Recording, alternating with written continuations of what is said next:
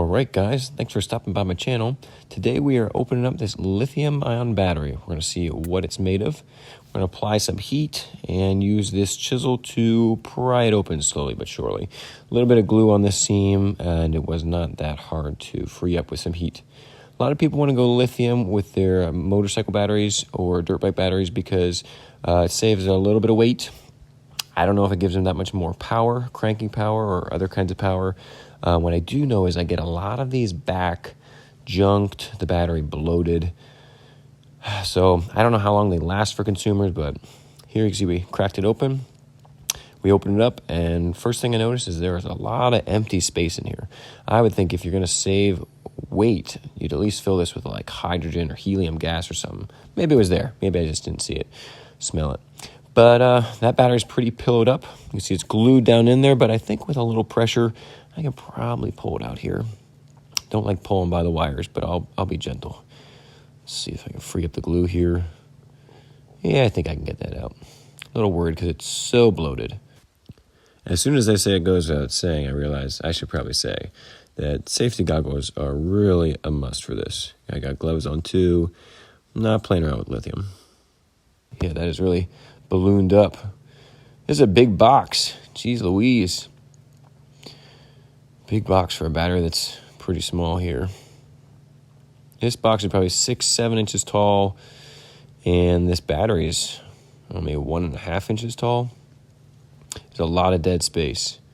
But, you know, if I were walking in a store and somebody handed me a battery for my BMX dirt bike or something, and was like, hey, it's like 1.5 inches tall, I'd be a little skeptical.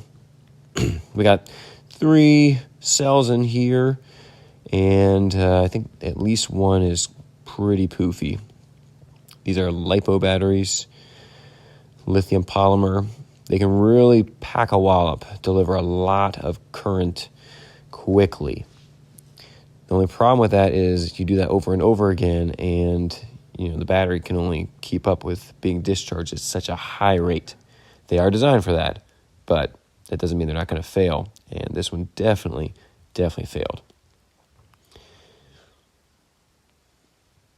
So pretty simple here. We got all these little wires. I think they monitor voltage, temperature.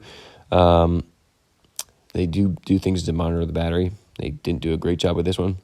Then you just got a positive and negative going to a PC board. Lithium batteries almost always have a PC board. Got this little state of charge button in the middle, and then these are nice, thick terminals. They did not cheap out on the terminals. I think the goal was to make it appear like an authentic Deca battery, because these terminals on this battery resemble Deca terminals. You know, if you're going into a store, you say, I want a Deca, because Deca's really strong. And then you see something that looks like a Deca, only it's lithium. I think you'd be a pretty happy camper. You know, you're probably paying a pretty penny more, but I think a lot of this has to do with marketing.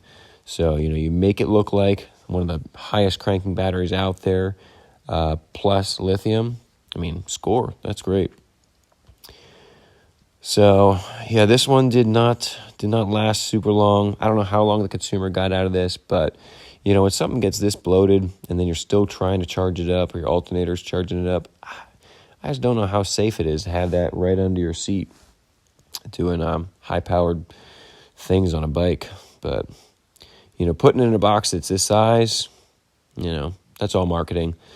Obviously, you go with a smaller box, but then people are probably going to wonder what they're getting. You know, you make it look like what they're used to, call it a lithium, I think they're going to be really happy. Well, thanks for watching, guys. Hope you enjoyed this video. Hope you learned something, and I'll see you on the next video.